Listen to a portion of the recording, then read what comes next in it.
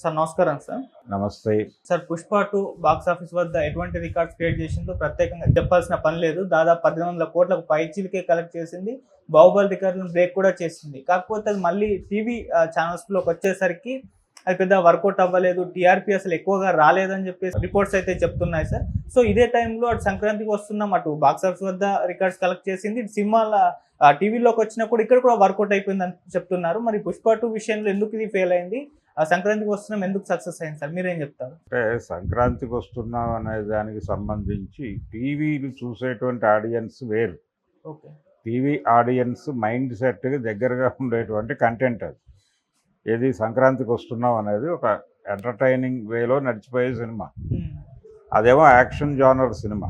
ఏది 'పుష్ప 2' అనేది. Action genre, పైగా అది సీక్వెల్. దానికుండే లిమిటేషన్స్ దానికున్నాయి. దానికుండే ఆడియన్ లిమిటేషన్ కూడా దానికి ఉంది ఖచ్చితంగా. దాన్ని యాక్సెప్ట్ చేయాలి. అంటే టీవీ అనేది హోల్సమ్ ఎంటర్‌టైనర్‌గా లేదిప్పుడు. దీన్ని కూడా గుర్తించాలి. ఆ సెగ్మెంట్లో ఇప్పటికీ రన్ అవుతున్నటువంటి ఆడియన్స్ సంఖ్య పరిమితం. ఆ పరిమితమైనటువంటి ఆడియన్సు ఆ సినిమాకి కనెక్ట్ అయ్యారు. వాళ్ళకున్న పరిమితుల్లోనే. వాళ్ళు ఈ సినిమా పట్ల అంత అనురక్తి ప్రదర్శించలేదు. అంటే ఒక ఏజ్ గ్రూప్ వాళ్ళు అక్కడ ఉన్నారు ఇప్పటికీ. అంటే టీవీ సీరియల్సు ఈ కంటెంట్ చూస్తున్నటువంటి ఆడియన్స్కి అది కనెక్ట్ అయింది. సంక్రాంతికి వస్తున్నాం అనేది. వాళ్ళు దీంతో కనెక్ట్ అవ్వాలి, దీంతో ట్రావెల్ అవ్వాలి 'పుష్ప 2'తో. దానికి రకరకాల రీజన్స్ ఉండొచ్చు. అంటే యాక్షన్ జోనర్ పట్ల, ఆ ధోరణి పట్ల, వైలెన్స్ పట్ల విముఖత ఉండొచ్చు ఆ సెక్షన్లు. అందుకని వాళ్ళు ఇది మన కంటెంట్ కాదు అని చెప్పి పక్కన పెట్టేసి ఉండొచ్చు. ఆల్రెడీ ఈ సినిమాకు సంబంధించిన చాలా చర్చ జరిగింది. ఈ చర్చకు సంబంధించినటువంటి ఇన్ఫ్లుయెన్స్ వాళ్ళ మీద ఉండొచ్చు. ఇలా ఏది ఏవైనా కానీ దాన్ని పట్టించుకోలేదండి. కానీ థియేటర్కల్గా యూత్ కనెక్ట్ అయింది ఆ సినిమాకి. కనెక్ట్ అయింది. వాళ్ళు విపరీతంగా మోసారు ఆ సినిమాని. అన్ని చోట్ల మంచి వసూళ్ళే రాబట్టగలిగింది. అలాగే అది లోకల్ మార్కెట్ సినిమా పర్టికులర్గా. ఏది సంక్రాంతికి వస్తున్నాం అనేది పూర్తి స్థాయి లోకల్ మార్కెట్ సినిమా. ఇదేమో పాన్ ఇండియా సినిమా 'పుష్ప 2' అనేది. అందుకని దీనిలో నేటివ్ కనెక్టివిటీ అంత బలంగా ఉంటుందా? ఒక జనరేషన్ బ్యాచ్. అంటే వీళ్ళందరూ కూడా ఇప్పటికీ పాత సినిమాలు గొప్పగా ఉంటాయని, కొత్త సినిమాలు బాగుండవని అలాంటి నిశ్చితాభిప్రాయాలు కూడా కలిగి ఉంటారు ఈ జోనర్ ఆడియన్స్, ఈ సెట్ ఆఫ్ ఆడియన్స్. ఇప్పుడు టీవీలు చూస్తున్నవాళ్ళు చాలా ఇళ్లలో టీవీలు మోగబడిపోయినాయి. కేబుల్ ఆపరేటర్లకు డబ్బులు కట్టడం అనే పని ఆగిపోయి చాలా కాలమైంది. కేబుల్ ఆపరేటర్ల పరిస్థితి గందరగోళంగా ఉంది. ఇంటర్నెట్ మాత్రమే నడుస్తోంది. ఇంటర్నెట్లో ఎవరి కంపార్ట్మెంట్లోకి ఏం కావాలనుకుంటే అది డంప్ చేసుకుని చూస్తున్నారు. పక్క కంపార్ట్మెంట్ వాడికి, యువతలోడి కంపార్ట్మెంట్కి తేడా ఉంది. తండ్రి కంపార్ట్మెంట్లో డంప్ అవుతున్న కంటెంట్కి, కొడుకు కంపార్ట్మెంట్లో డంప్ అవుతున్న కంటెంట్కి తేడా ఉంది. హోల్సమ్ ఎంటర్టైన్మెంట్, కలిసి కూర్చుని ఎంటర్టైన్మెంట్ పొందటం అనే కార్యక్రమమే వెళ్ళిపోయింది. మన స్మృతి పదంలో నుంచి చెరిగిపోయిన సందర్భం అది. అందుకని ఇప్పటికీ కొన్ని ఇళ్లలో టీవీలు ఉన్నాయి. కొన్ని ఇళ్లలో మాత్రమే టీవీలు ఉన్నాయి. ఆ టీవీలు కూడా ఎవరి కోసం ఉన్నాయంటే ఒక లిమిటెడ్ ఆడియన్స్ ఉన్నారు. రోజు పని అయిపోయిన తర్వాత అలా టీవీ పెట్టుకుని కాసేపు చూసేటువంటి బ్యాచ్ ఇంకా ఉంది. పూర్తిగా ఆ జనరేషన్ నిర్మూలన కాలేదు. దాని మీద ఆధారపడి టీవీ బతుకుతోంది ఇప్పటికీ. అందుకని నెమ్మదిగా ఎంటర్టైన్మెంట్ ఛానల్స్ కూడా ఓటీటీలుగా మారిపోతున్నాయి. అలాగే యాప్ల్లోకి వచ్చేస్తున్నాయి ఇవన్నీ. టోటల్ వాళ్ళ కంటెంట్ని యాప్లో డంప్ చేసేసి బయటకు పంపిస్తున్నారు. ఈటీవీ విన్ లాగా. ఈ ప్రోగ్రాం జరుగుతోంది అనే వాస్తవాన్ని కూడా మర్చిపోకూడదు ఇక్కడ. ఆ వచ్చిన టీఆర్పీ చూసిన ఆడియన్స్ వాళ్ళ మైండ్ సెట్ దానికి కనెక్ట్ అవ్వడం చేత ఆ సినిమాకి టీఆర్పీలు వచ్చినాయి, ఈ సినిమాకి రాలేదు. అంత మాత్రం చేత ఇదేదో దాన్ని మించిన సినిమా అనుకోవడానికి లేదు. అది ఒక ఏజ్ గ్రూప్ వాళ్ళని ఇది పట్టుకుంటే మిగిలిన టోటల్ అన్ని ఏజ్ గ్రూప్ల వాళ్ళని ఇది పట్టుకుని థియేటర్లో సక్సెస్ అయింది 'పుష్ప 2'. కాబట్టి అది వాస్తవం. ఇది దీనిలో గందరగోళం ఉంది. రెండింటినీ పోల్చడం దగ్గరే ఇబ్బంది. డెఫినెట్గా మీకు బాక్స్ ఆఫీస్లో ఇరగొట్టేసిన కంటెంట్ టీవీలో టీఆర్పీలు రాకపోవచ్చు, వచ్చే అవకాశం కూడా లేదు. డెఫినెట్గా ఫర్దర్గా కూడా రావు. ఎందుకంటే ఆ సెట్ ఆఫ్ ఆడియన్స్ వేరు.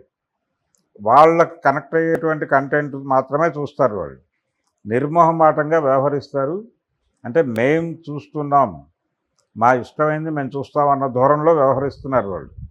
అందుకని అంత ఈజీ కాదు. ఇప్పుడు టీవీల్లో టీఆర్పీలు సాధించడానికి అని సినిమా తీస్తే థియేటర్లో వర్కౌట్ అవ్వదు, థియేటర్లో వర్కౌట్ అయితే టీవీలో వర్కౌట్ అవ్వదు. కాబట్టి ఈ గ్యాప్ ఖచ్చితంగా నడుస్తుంది. అందుకని దీన్ని అడ్మిట్ చేయాల్సిందే తప్ప ఇదేదో పుష్ప స్థాయిని తగ్గించే వ్యవహారం అయితే కాదు. ఈ టీఆర్పీలు ఇక్కడ రాకపోయినంత మాత్రాన ఆ సినిమాకి వచ్చిన నష్టమేం లేదు. ఆ శాటిలైట్ రైట్స్ కొనుక్కున్న వాడికి నష్టం రాకుండా ఉంటే చాలు, వాళ్ళకి అంతకుమించి ఏమీ లేదు. అలాగే ఓటీటీల్లో ఎలాగో ఉంది ఆ సినిమా, ఆల్రెడీ కంటెంట్ అవైలబిలిటీ ఉంది, ఆ సినిమా కూడా అవైలబుల్లే. కాకపోతే ఓటీటీల ఛాయలు కూడా లేనటువంటి ఆడియన్స్ ఉన్నారు అక్కడ ఇప్పటికీ. వాళ్ళు ఉండటం వలన అది బతికింది. వాళ్ళకి కనెక్ట్ అయ్యే టాపిక్ కాబట్టి అది నడుస్తోంది, వాళ్ళకి కనెక్ట్ కాని టాపిక్ కాబట్టి దీని జోలికి రావట్లేదు. అంతకు మించి వేరే కారణం ఉండే అవకాశమే లేదు. సార్ కొన్ని సినిమాలు బాక్స్ ఆఫీస్ వద్ద ఫెయిల్ అవుతాయి, ఓటీటీలో టీవీలలో సక్సెస్ అవుతూ వస్తాయి. ఇప్పుడు గేమ్ చేంజర్ చూసాం, ఓటీటీలో సూపర్ సక్సెస్ అయిందని చెప్తున్నారు. అండ్ గతంలో కూడా మహేష్ బాబు గారి కలేజా కానివ్వండి, లేకుంటే ఎన్టీఆర్ గారు ఊసరవెల్లి, ఇలా చాలా సినిమాలు టీవీలో ఇప్పటికి వచ్చినా కూడా అలా కూర్చొని చూస్తూ ఉండిపోతారు. అవేమో బాక్స్ ఆఫీస్ వద్ద ఫెయిల్ అవ్వడం, దీనికి ఏమన్నా రీజన్స్ ఉంటాయా సార్? ఆడియన్స్ థియేటర్కి ఓపెనింగ్ వెళ్ళేటువంటి ఆడియన్స్కి ఆ సినిమాలు కనెక్ట్ కాల. అంటే వెరీ ఫస్ట్ డే వెళ్ళే ఫ్యాన్ బేస్డ్ ఆడియన్స్ ఉంటారు కదా, వాళ్ళకి అది కొంత ఇబ్బందికరంగా అనిపించడం వల్ల మౌత్ పబ్లిసిటీ తేడా సినిమా థియేటర్లో ఇబ్బంది అయింది. కానీ టీవీలోకి వచ్చేసరికి హోల్సమ్ ఎంటర్టైన్మెంట్ అయింది. అందరూ కలిసి చూసేటప్పుడు వేరు వేరు ఏజ్ గ్రూపుల వాళ్ళకి కూడా అది ఎంటర్టైనింగ్గా అనిపించింది. ఏది కలేజా సినిమాలో డైలాగులు పర్టికులర్గా మహేష్ బాబుతో జరిపించినటువంటి ఎంటర్టైనింగ్ హీరోయిజం అనేది కనెక్ట్ అయింది. ఆ ఏజ్ గ్రూప్ వాళ్ళు ఆ రోజున థియేటర్కి కదల్లా.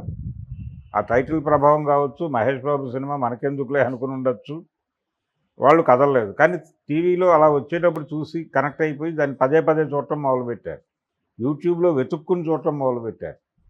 దాంతో ఇక్కడ హిట్స్ విపరీతంగా వస్తున్నాయి, యూట్యూబ్లో హిట్స్ విపరీతమే ఆ సినిమాకి. అలాగే ఇక్కడికి వచ్చేసరికి థియేటర్లో ఫెయిల్ అయ్యి టీవీలో అది ఎప్పుడు వేసినా సరే కలేజా వస్తుంది కాసేపు చూద్దాం అని కూర్చుంటున్నారు. థియేటర్ కంటే డబ్బులు పెట్టుకుని ఆ పని మీద వెళ్ళాలి అన్న మూడ్ క్రియేట్ చేయాలి ఆ సినిమా. ఆ క్రియేట్ చేయకపోవడం వలన పోనీ థియేటర్కి వెళ్ళినోడు పాజిటివ్గా మాట్లాడి ఉంటే వీళ్ళు కదిలేవాళ్ళు. అది లేదు. సినిమా చాలా నసగా అనిపించింది అన్నారు, ఓపెన్ డైలాగ్ అది. ఆ రోజున మార్నింగ్ షో నుంచి బయటకు వచ్చిన ప్రేక్షకుడు చెప్పిన మాట. త్రివిక్రమ్ దెబ్బ కొట్టేశాడు, ఇదే మాటలు నడిచినాయి. దాని ప్రభావం పడి వీళ్ళు థియేటర్ల దగ్గరికి వెళ్ళాలి. అప్పటికి ఇంకా మల్టీప్లెక్స్లు బలవలేదు, అలాగే మల్టీప్లెక్స్ ఇన్ఫ్లుయెన్స్ పెరగలేదు, సింగిల్ స్క్రీన్స్ హవా నడుస్తున్న రోజులే అయినప్పటికీ ఆ రోజుకున్నటువంటి రేట్లలో కూడా ఎఫర్ట్ చేయదలుచుకోలేదు, జనాలు చేయలేదు. రెండోది కంటెంట్ అవైలబిలిటీ అనే గొడవ కూడా లేదు ఆ రోజున.